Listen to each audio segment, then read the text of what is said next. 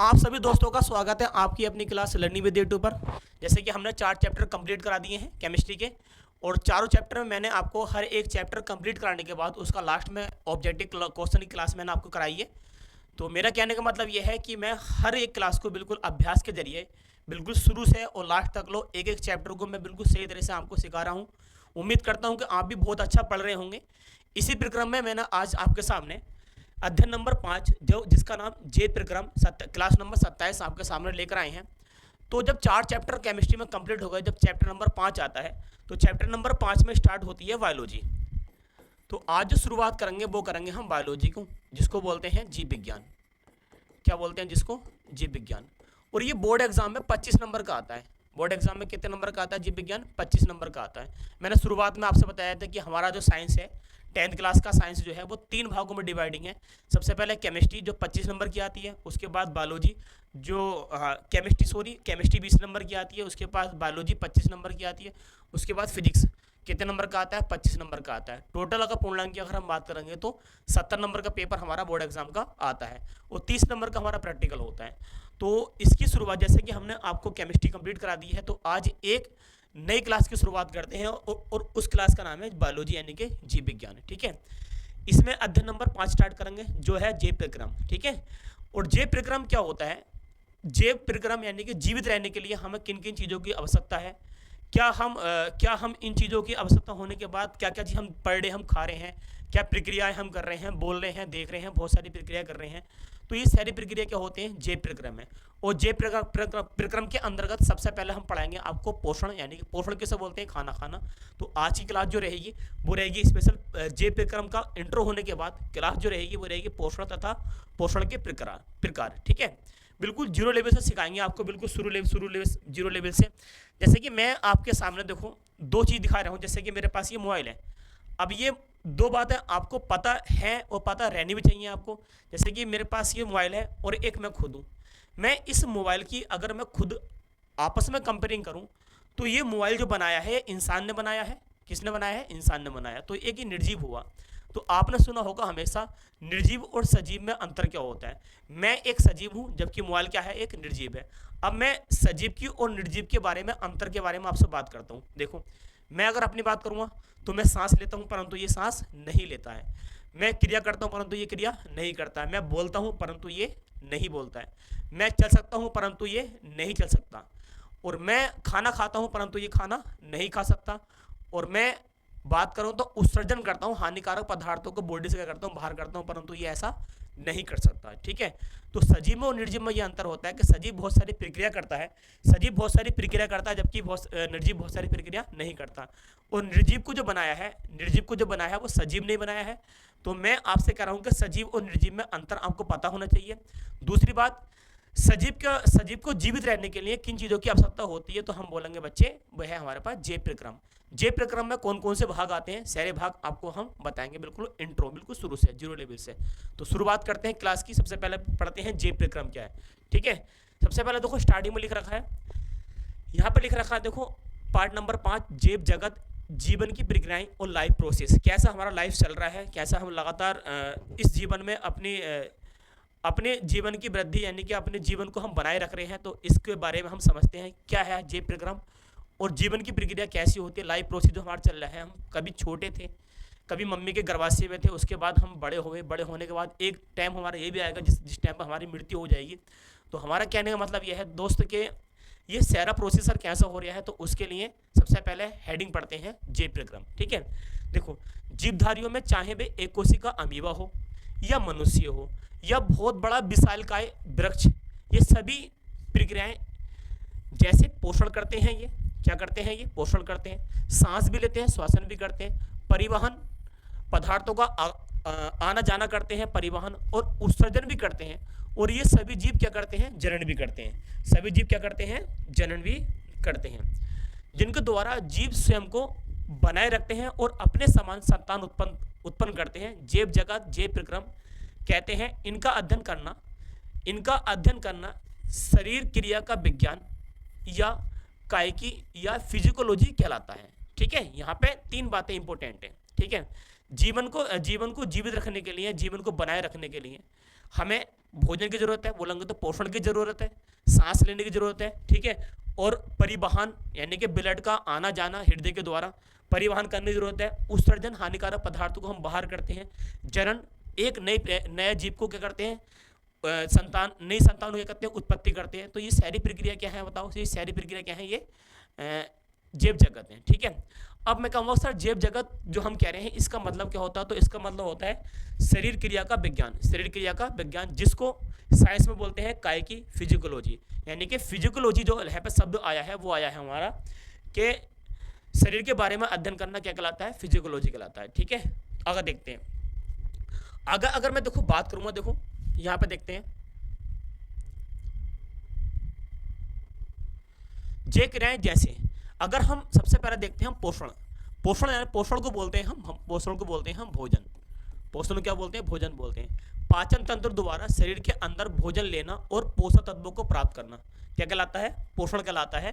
बिल्कुल zero level से शुरू से पढ़ेंगे, आज की क्लास में पोषण पढ़ेंगे, आने वाली क्लास के अंदर हम पढ़ेंगे श्वसन क्या होता है, उससे आने वाली क्लास में पढ़ेंगे हम परिवहन, उत्सर्जन, जनन, नियंत्रण या सेवन, सारी प्रक्रिया हम बिल्कुल जीरो लेवल से पढ़ेंगे। लेकिन इंट्रो में आज जो परिचय चल रहा है चैप्टर का उसके बारे में आज तो बता रहे हैं। देखो अगर हेडिंग बन गई पोषण अगर हेडिंग बन गई तो पोषण क्या होता है, पाचन तंत्र द्वारा शरीर के अंदर भोजन लेना और पोषक पदार्थों को प्राप्त करना क्या कहलाता है, पोषण कहलाता है। तो जीवन को जीवित रखने के लिए पोषण की आवश्यकता है। नंबर 2 की बात करेंगे हम श्वसन का मतलब क्या होता है, श्वसन तंत्र द्वारा भोजन से ऊर्जा प्राप्त करना, श्वसन तंत्र द्वारा भोजन से क्या प्राप्त करना, ऊर्जा प्राप्त करना क्या कहलाता है, श्वसन कहलाता है। अगली नेक्स्ट क्लास के अंदर आप इसके बारे में पढ़ेंगे। परिवहन किसके द्वारा होता है, परिसंचरण तंत्र के द्वारा भोजन या ऑक्सीजन को तृतीयक कोशिका तक पहुंचाना, ठीक है। तृतीयक कोशिका तक पहुंचाना कौन पहुंचाता है, परिसंचरण तंत्र पहुंचाता है। इसको क्या बोलते हैं, इसको बोलते हैं परिवहन, ठीक है। फिर बात करेंगे उत्सर्जन माने क्या होता है, किसी चीज का बाहर करना, तो ये क्या रहा है, देखो उत्सर्जन तंत्र के द्वारा अपशिष्ट पदार्थों को शरीर से बाहर करना। अपशिष्ट पदार्थ क्या होते हैं, हानिकारक पदार्थ जो बॉडी के अंदर होते हैं उनको अपशिष्ट पदार्थ बोलते हैं, जैसे कि यूरिन। तो यूरिन माने पेशाब को बाहर करना क्या कहलाता है हमारा, वो कहलाता है हमारे पास उत्सर्जन। जनन जिसको बोलते हैं इंग्लिश में रिप्रोडक्शन, जनन तंत्र के द्वारा नई संतान को उत्पन्न करना, क्या कहलाता है, जनन कहलाता है। तो ये जो मैं सारी बातें हमने 5 के 5 पॉइंट पढ़े हैं हमने, ये पूरा एक जैव जगत है, इसके द्वारा ही जीवन चल रहा है और लगातार चलता रहेगा। इसी प्रकार देखो आगे बात करते हैं, तो यहाँ लिख रखा है नियंत्रण या संयमन, तंत्रिका या अंतःस्रावित तंत्र के द्वारा भोजन से प्राप्त ऊर्जा का रख रखाव रखना, यानी कि भोजन से जो प्राप्त ऊर्जा हुई है उस ऊर्जा के द्वारा शरीर के अंदर भोजन का रख रखाव रखना क्या कौन करता है, नियंत्रण या संयमन करता है, ठीक है। तो ये सारी प्रक्रिया जो हमने पढ़ी है, जिसमें हमने आपको पढ़ाया है पोषण, श्वसन, परिवहन, उत्सर्जन और जनन या नियंत्रण तथा संयमन, सब क्या है, इसके द्वारा ही जगत जो होता है, जीव जगत के अंदर जीव क्या रहता है, जीवित रहता है, ठीक है।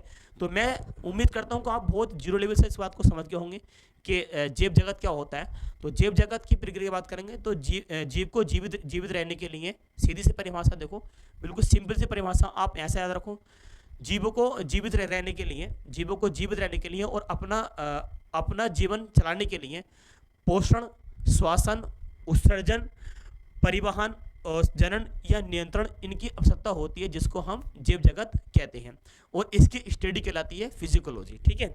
आगे चलते हैं, आगे बात करते हैं जैव रासायनिक अभिक्रियाएं। बॉडी के अंदर जो रासायनिक अभिक्रियाएं होती हैं उनको बोलेंगे जैव रासायनिक अभिक्रियाएं। तो जैव रासायनिक अभिक्रियाएं कैसे होती हैं इनके बारे में हम डिस्कस करते हैं, ठीक है, बिल्कुल जीरो लेवल से। नई हेडिंग बनी है, देखो जैव रासायनिक अभिक्रियाएं, बायोकेमिकल रिएक्शन क्या होती है। सबसे पहले रिएक्शन लिख रखी है, देखो अपचायिक क्रियाएं, जिसको बोलेंगे कैटाबोलिक रिएक्शन। कैटाबोलिक रिएक्शन क्या होती है, देखो इन क्रियाओं के द्वारा जटिल कार्बनिक अणु को सरल कार्बनिक अणुओं में तोड़ते हैं, जैसे पाचन, श्वसन आदि क्रियाएं, ठीक है। अब पाचन की बात करेंगे, देखो अगर मैं बात करूं पाचन की, यहाँ पर क्या लिख रखा है, ये लिख रखा पाचन, ठीक है। पाचन किसके द्वारा होगा, पाचन तंत्र के द्वारा। तो ये अगर मैं यहाँ से भोजन ले रहा हूँ, अगर मैं भोजन के कण की बात करूँ, ये भोजन है, और भोजन के कण की अगर हम बात करेंगे, देखो तो मैंने ये इस टाइप से जो है भोजन के कण बना लिए, ये मैंने भोजन मान लिया, ठीक है, ये मैंने भोजन मान लिया। अब इस भोजन को पाचन तंत्र के द्वारा खाया जाएगा। यहाँ पर दांत लगो में, मान लो कि दांत लगो में है ये इस भोजन को खाया जाएगा। अब इस भोजन को बिल्कुल निचोड़ दिया जाएगा, बिल्कुल बारीक कर दिया जाएगा। ठीक है, कैसे कर दिया जाएगा? बिल्कुल बारीक कर दिया जाएगा, इस टाइप से। देखो बिल्कुल इस टाइप से क्या कर दिया जाएगा? देखो बारीक कर दिया जाएगा भोजन। ठीक है, अब ये जो है, ये जो स्टार्टिंग भोजन, इसको क्या बोलेंगे? ये बोलेंगे जटिल भोजन।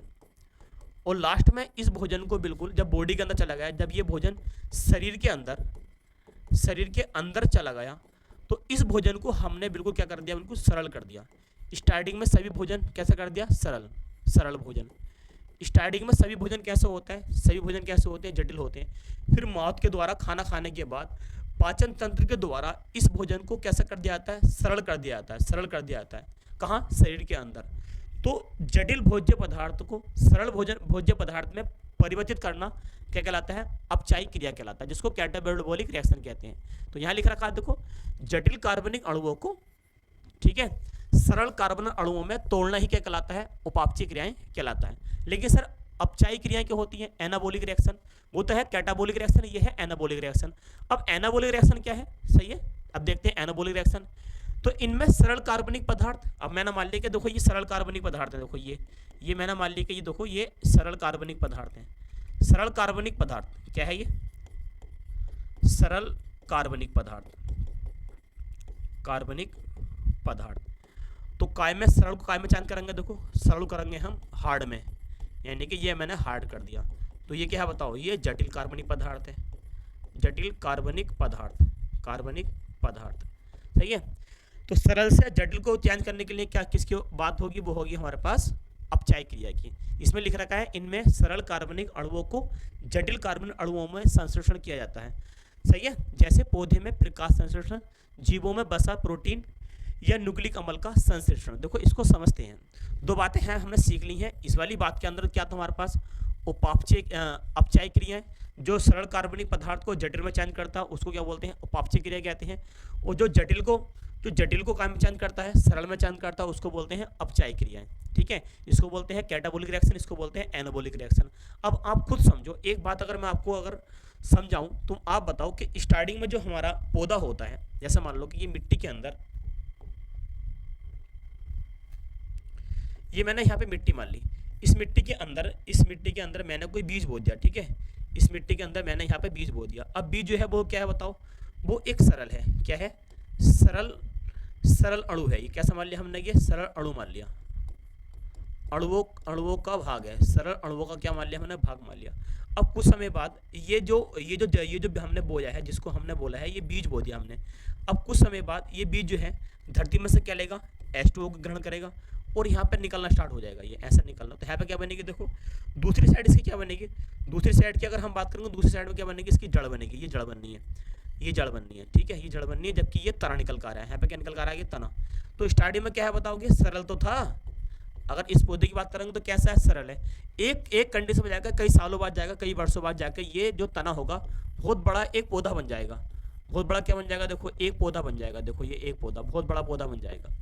तो कह रहा हूँ, तो जब बड़ा पौधा बन जाएगा तो ये कैसा हो गया बताओ? ये जटिल तो हो गया, जटिल हो गया। देखो कैसा हो गया? जटिल अणु बन गया आपके। क्या बन गया? जटिल अणु।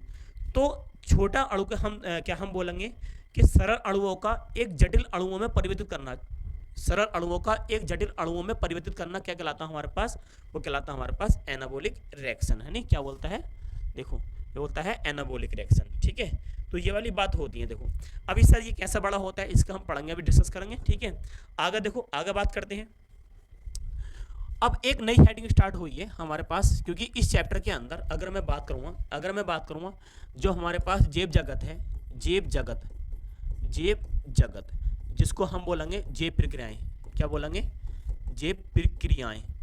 तो जैव प्रक्रियाओं के अंदर हमें चार भाग की स्टडी करनी है और उन भाग के नाम क्या है? देखो मैं सब लिख रहा हूँ। इसमें हमें स्टडी करनी है पोषण की। सबसे पहले हम पढ़ेंगे पोषण को हम क्या बोलते हैं? हम पढ़ेंगे भोजन।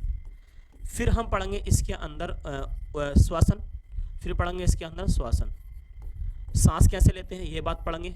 तो पहले स्टार्ट करेंगे नंबर 1 पे पोषण, फिर क्या पढ़ेंगे? श्वसन, और नंबर C पे पढ़ेंगे हम उत्सर्जन। क्या पढ़ेंगे हम? उत्सर्जन। और D पे पढ़ेंगे हम परिवहन। क्या पढ़ेंगे? परिवहन। फिर अगले ई पर ई अगर बात करें ई पर, तो ई पर पढ़ेंगे हम ई पर पढ़ेंगे हम नियंत्रण, नियंत्रण तथा संवहन,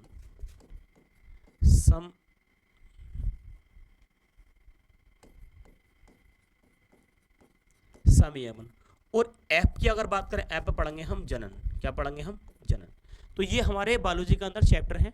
जीव जगत के अंदर हम पढ़ेंगे, क्या पढ़ेंगे? सबसे पहले पढ़ेंगे पोषण, फिर क्या पढ़ेंगे? श्वसन, फिर क्या पढ़ेंगे? उत्सर्जन, फिर क्या पढ़ेंगे? परिवहन। ठीक है। फिर चैप्टर नंबर 6 आ गया हमारा, पार्ट नंबर 6। पार्ट नंबर 6 के अंदर पढ़ेंगे हम नियंत्रण तथा संयमन। फिर पार्ट नंबर हमारे पास आ गया 7, 7 में पढ़ेंगे हम जनन। और ये सारी प्रक्रिया क्या कहलाती है हमारे पास? जीव जगत कहलाती है। क्या कहलाती है? जीव जगत कहलाती है। तो सबसे पहले स्टार्ट क्या कर रहे हैं? देखो, सबसे पहले स्टार्ट करते हैं पोषण। क्या स्टार्ट कर रहे हैं हम? पोषण क्या होता है? तो नंबर 1 पे अगर हम बात करें, देखो, अगर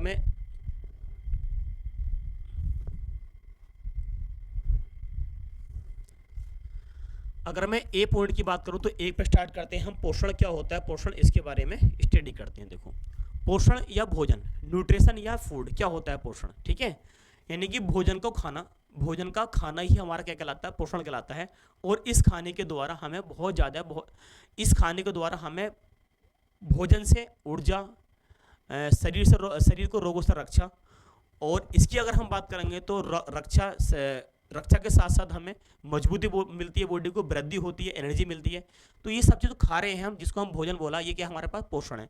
अब इसको बिल्कुल जीरो लेवल से समझते हैं, बिल्कुल शुरू से। देखो, मैं कह रहा हूँ जीवों के द्वारा कार्बनिक तथा अकार्बनिक पोषक पदार्थ। पहले हम इतनी सी बात को समझते हैं, कार्बनिक तथा अकार्बनिक क्या होता है। अगर मैंने है लिखा है अकार्बनिक, क्या लिखा? अकार्बनिक पोषक पदार्थ। पोषक पदार्थ क्या होता है? अकार्बनिक पोषक पदार्थ।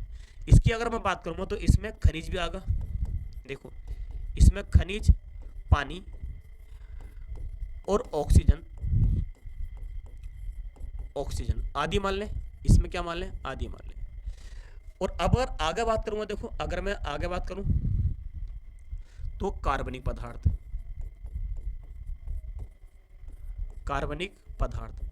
कार्बनिक पदार्थ में आएंगे। कार्बनिक पदार्थ में आ जाएगा कार्बोहाइड्रेट, वसा, प्रोटीन, विटामिन्स। इतना मान लें, विटामिन्स। और इसको तोड़ने के लिए होता है हमारे पास क्या? न्यूक्लिक अम्ल। और न्यूक्लिक अम्ल 2 प्रकार का होता है, उसका नाम होता है डीएनए और एक का नाम होता है आरएनए। ठीक है, ये हमारे पास। अब ये जो कार्बनिक, जो अकार्बनिक है, कार्बनिक और जो अकार्बनिक है, देखो, इसको बोलेंगे हम भोजन। क्या बोलेंगे हम? भोजन, या इसको बोलेंगे हम पोषण। हम डेली वाइज प्रक्रिया के अंदर हम बात करें, अगर हम बात करें, देखो, तो हम खनिज बहुत सारे, दाल, सब्जी, आटा, चावल, गेहूं वगैरह सब बहुत सारी प्रक्रिया खा रहे हैं, उसको हम क्या बोलेंगे? खनिज बोलेंगे। पानी भी पर डे पी रहे हैं, ऑक्सीजन भी ले रहे हैं। कार्बोहाइड्रेट, प्रोटीन, वसा, विटामिन, न्यूक्लिक अम्ल, डीएनए, आरएनए, ये सब क्या है? ये देखो, सब क्या है? ये सब क्या है? ये सब भोजन है। इसे क्या बोलेंगे? ये सब क्या है? पोषण है। तो इनको कार्बनिक पदार्थ, जो कि ये लिखे हुए हैं, ये क्या है? कार्बनिक पदार्थ हैं, जबकि ये क्या है? ये अकार्बनिक पदार्थ हैं।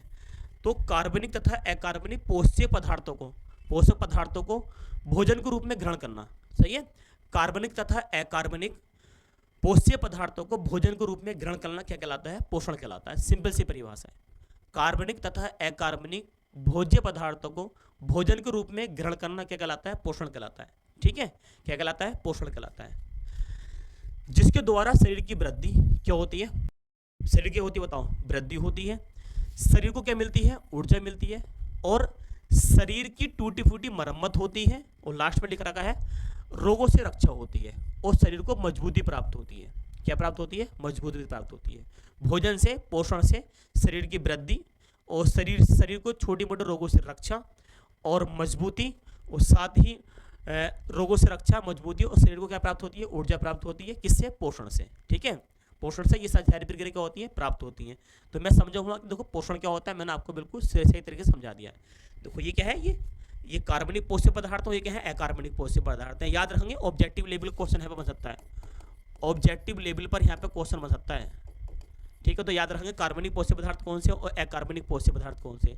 अब सर आगे बात करेंगे। देखो, मैं अगर आगे बात करूँगा तो पोषण पदार्थ जो होता है, पोषण पदार्थ, पोषण के प्रकार, पोषण के प्रकार, टाइप ऑफ न्यूट्रिशन, यानी कि पोषण जो हम खा रहे हैं वो दो प्रकार से हो सकता है।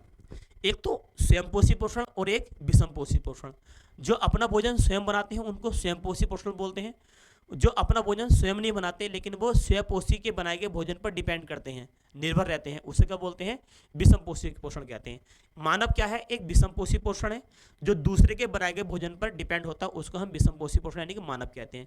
फॉर एग्जाम्पल, हरा पत्ता, पत्ते पर हरे पेड़ पौधे यानी कि पौधे की बात करेंगे, उस पर पौधे के ऊपर फल भी आता है, फली भी आती है, पत्ता भी होता है और बीज भी होता है। तो मैं आपसे कहूँगा कि मानव जो डिपेंड कर रहा है वो प्राकृतिक की बनाई हुई चीज़ों पर क्या करता है, डिपेंड करता है। अब मैं आपसे एक बात आपसे डिस्कस करना चाहता हूँ, ये बताओ कि अगर हम जितनी भी दालें वगैरह हैं या जितनी भी दाल, गेहूँ, चावल, सही है, जितने भी गेहूँ, दाल, चावल, जितने भी पौष्टिक पदार्थ खा रहे हैं, नमकीन, चाहे आप डिफरेंट टाइप की नमकीन खा रहे हो, बिस्कुट खा रहे हो, सब क्या है, सब ये पोषक पदार्थ हैं। और ये सब कहाँ से प्राप्त हुए हैं, जैसे प्राप्त होते हैं प्राकृतिक से। कहाँ से, प्राकृतिक से। वो प्राकृतिक में क्या होते हैं, छोटे पेड़ पौधे होते हैं, वो अपना भोजन एक जगह खड़े हुए अपना भोजन बनाते हैं, फिर मानव जाता है उन भोजन को काट के लेकर आता है और बहुत सारी प्रक्रिया करने के बाद अपने खाने योग्य भोजन बनाता है। तो जो पेड़ पौधे हैं यानी कि जो हरे पेड़ पौधे हैं वो अपना भोजन स्वयं बना रहे हैं तो उसे बोलेंगे स्वयंपोषी, और हम उनके बनाए गए भोजन पर क्या करते हैं, डिपेंड कर रहे हैं, हम क्या है, विषमपोषी हैं। तो डिफरेंट टाइप के स्वयंपोषी होते हैं और डिफरेंट टाइप के विषमपोषी होते हैं, इनको हम समझते हैं बिल्कुल जीरो लेवल से, ठीक है। तो शुरुआत करते हैं। पोषण के प्रकार, टाइप ऑफ न्यूट्रिशन। पोषण दो प्रकार का होता है, एक तो है स्वयंपोषी पोषण, एक होता है विषमपोषी पोषण। सबसे पहले शुरुआत करते हैं स्वयंपोषी पोषण की, ठीक है। देखो, स्वयंपोषी पोषण या इसको बोलेंगे स्वयंपोषण, ऑटोट्रोपिक न्यूट्रिशन, ठीक है, इसको हम पढ़ेंगे। देखो इस टाइप से जो जीव स्वयं अपना भोजन बनाते हैं उन्हें स्वयंपोषी जीव कहते हैं। कुछ जीवाणु और हरे पौधे प्रकाश संश्लेषण की क्रिया द्वारा अपना भोजन बनाते हैं।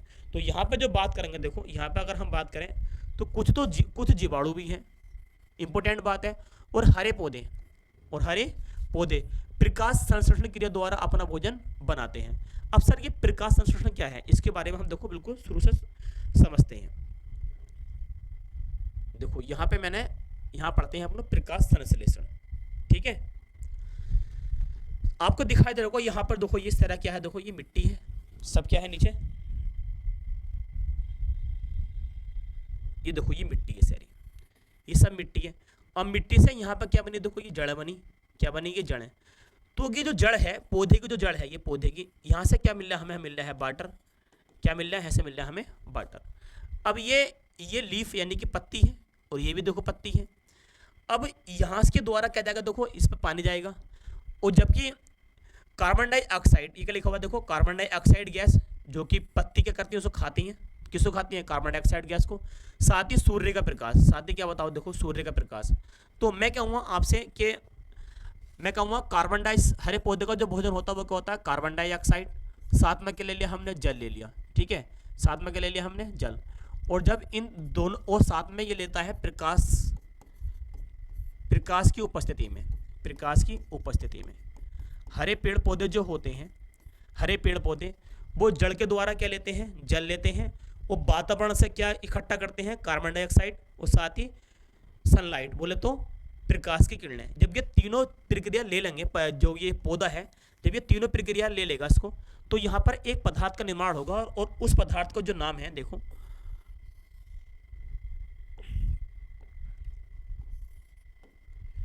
उस पदार्थ का जो नाम है वो है हमारे पास क्लोरोफिल। क्या नाम है, क्लोरोफिल, जिसको पड़हरित कहते हैं, जिसको क्या बोलते हैं, पड़हरित, ठीक है। जब कार्बन डाइऑक्साइड और जल प्रकाशीय किरणों की उपस्थिति में हरा पौधे, कौन से पौधे, हरे पौधे किस चीज़ का निर्माण करेंगे, क्लोरोफिल का। और क्लोरोफिल को क्या बोलते हैं, पड़हरित बोलते हैं। और मैं आपसे बता रहा हूँ कि क्लोरोफिल के कारण ही पौधे का रंग कैसा होता है, हरा रंग होता है। कैसा रंग होता है, हरा रंग।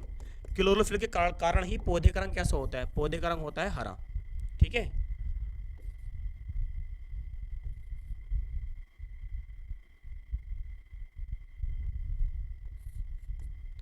पौधे का रंग कैसा होता है, हरा रंग होता है, पौधे का हरा रंग।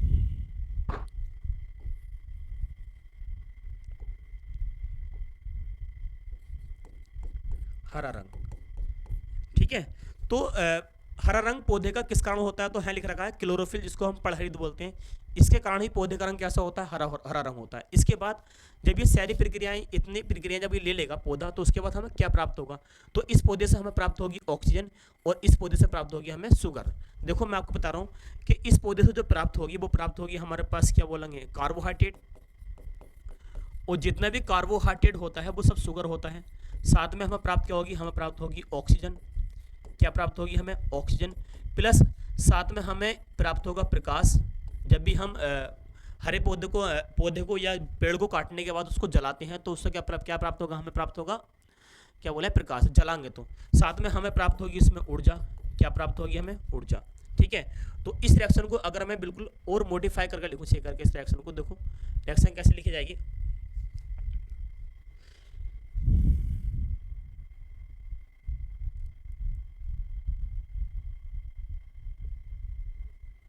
देखो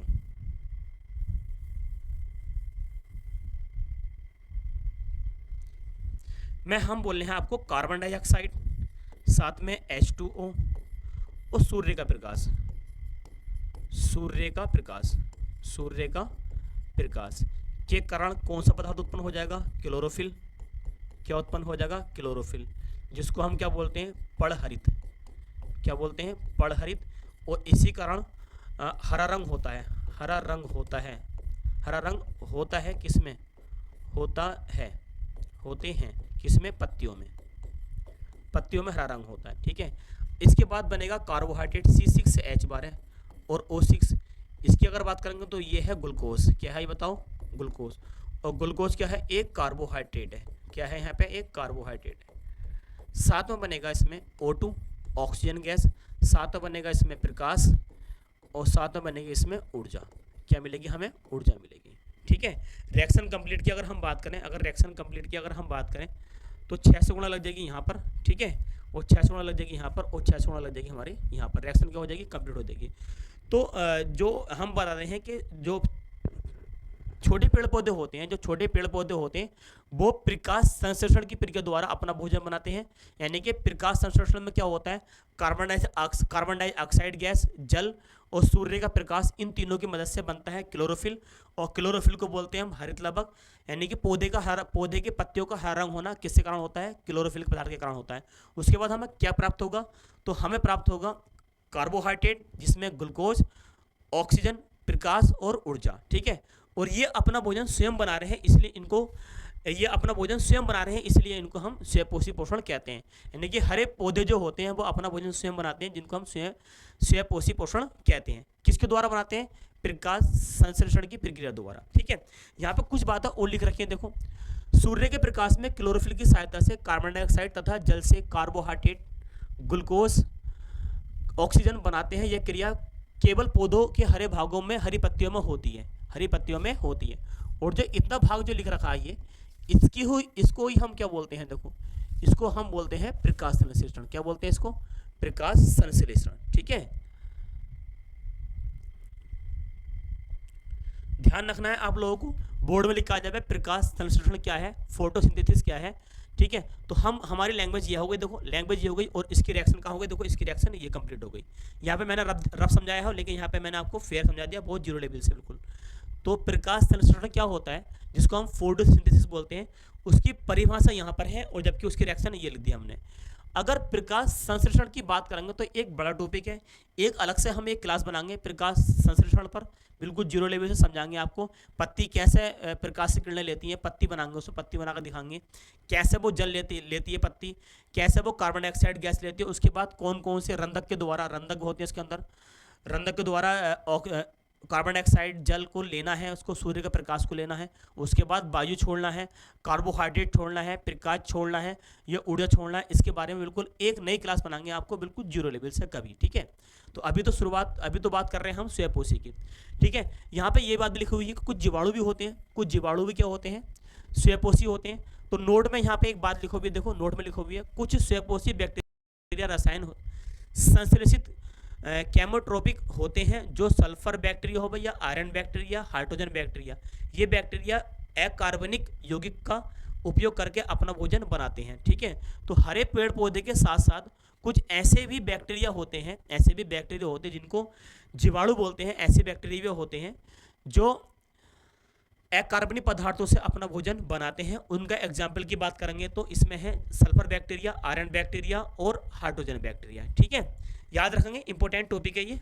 आगे बात करते हैं, देखो आगे बात करते हैं विषम पोषी पोषण। विषम पोषी पोषण या विषम पोषी पोषण, हाइड्रोट्रोपिक न्यूट्रिशन। देखो बिल्कुल जीरो लेवल से समझते हैं एक नया टॉपिक, और इस टॉपिक का नाम है विषम पोषण, जिसको बोलेंगे हम हेट्रोट्रोपिक न्यूट्रिशन। विषम पोषी पोषण क्या होता है, मैंने अभी पीछे क्लास में बताया है आपको, शुरुआत क्लास में बताया था मैंने आपको। विषम पोषी क्या होता है, जो अपना भोजन स्वयं नहीं बनाते परंतु दूसरे के बनाए गए भोजन पर क्या करते हैं, निर्भर करते हैं। क्या कहलाते हैं बताओ, विषम पोषी कहलाते हैं। अब विषम पोषी में हम बात करते हैं, देखो इसको पढ़ते हैं बिल्कुल जीरो लेवल से। वे जीव जो अपना भोजन स्वयं नहीं बनाते, अन्य पौधे या जानवर से अपना भोजन प्राप्त करते हैं, विषम पोषी जीव कहलाते हैं। यह क्रिया विषम पोषण कहलाती है। सभी जंतु या कवक, जिसको फफूंद बोलते हैं, विषम पोषी होते हैं। विषम पोषी या परजीवी, विषम पोषी को हम एक बात और बोलते हैं, क्या बोलते हैं, देखो परजीवी। विषम पोषी या परजीवी जंतु निम्न प्रकार के होते हैं। कैसे होते हैं, निम्न प्रकार के होते हैं। देखो इसको समझते हैं हम। देखो सबसे पहले है शाकाहारी। क्या है सबसे पहले, देखो शाकाहारी, जिसको बोला है हर्बिवोरस। शाकाहारी क्या होते हैं, वे जंतु जो पौधे के फल, फूल या पत्ती आदि खाते हैं। ठीक है, वे जंतु जो पौधे के फल, फूल, पत्ती आदि खाते हैं, जैसे कि गाय, हाथी, हिरण, खरगोश आदि। सही है, तो किसका भोजन कहाँ से प्राप्त कर रहे हैं, गाय, हाथी, हिरण, खरगोश कहाँ से प्राप्त कर रहे हैं, पौधे से। पौधे के फल भी ले सकते हैं, पौधे का फूल भी, और पौधे की पत्तियाँ भी। तो ये पौधा जो है, पौधा क्या है, स्वयंपोषी है, जैसे मैंने पीछे बताया है स्वयंपोषी। जबकि ये सब क्या है, ये सब क्या बताओ, ये है सब विषमपोषी। क्या है ये, विषमपोषी। ठीक है, तो बेजीव। देखो फिर अगली हेडिंग की बात करेंगे, फिर है मांसाहारी। क्या है बताओ, मांसाहारी। वे जंतु जो अपने से छोटे जानवरों का शिकार करते हैं, उदाहरण के लिए शेर, चीता आदि। क्या है, शेर, चीता आदि, उसे क्या बोलेंगे, मांसाहारी बोलेंगे। ठीक है, और शेर, चीता क्या होते हैं, एक विषमपोषी होते हैं, जो अपने छोटे जीवों का करते हैं, शिकार करते हैं। ठीक है, फिर आगे बात करेंगे अपमार्जक। क्या बात करेंगे, देखो अपमार्जक। आगे बात करेंगे अपमार्जक या मृत परजीवी।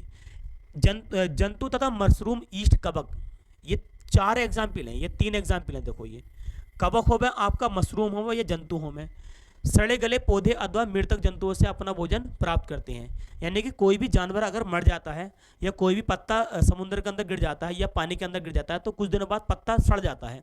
यह जानवर, जब कोई जानवर मर गया और उसको हम फेंक कर आ जाते हैं, कुछ समय बाद देखो उसकी हड्डी बचती है, और हड्डी के बाद कुछ समय बाद जाकर देखोगे तो उसमें हड्डी भी नहीं होती है, वहाँ पर सब चीज़ नष्ट हो जाती है।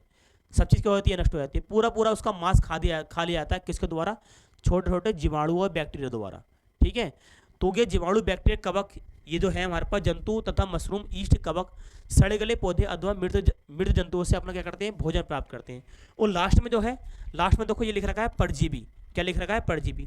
वे जीव जो दूसरे जीवित जीवों के शरीर में रहकर अपना भोजन प्राप्त करते हैं, जिन्हें पोषक को हानि नहीं होती है।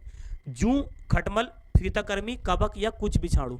तो इसका मतलब ये है, देखो यहाँ पे जो लिखा हुआ है परजीवी, ये बोर्ड में आता है, परजीवी पोषण कौन से होते हैं, तो कई फिर बोर्ड में देखा गया परजीवी क्या है।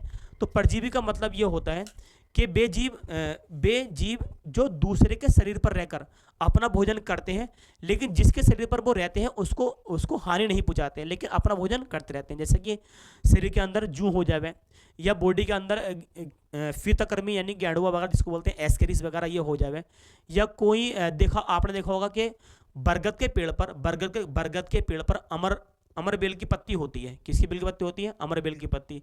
वो सब क्या होते हैं, अमर बेल जो है बरगद के पेड़ पर अपना पोषण करते रहेगी, लेकिन बरगद के पेड़ को कोई हानि नहीं होगी।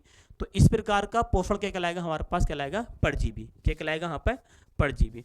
तो अमर बेल भी जो है, अमर बेल भी क्या है, एक परजीवी है। ठीक है, तो आज के लिए इतना ही।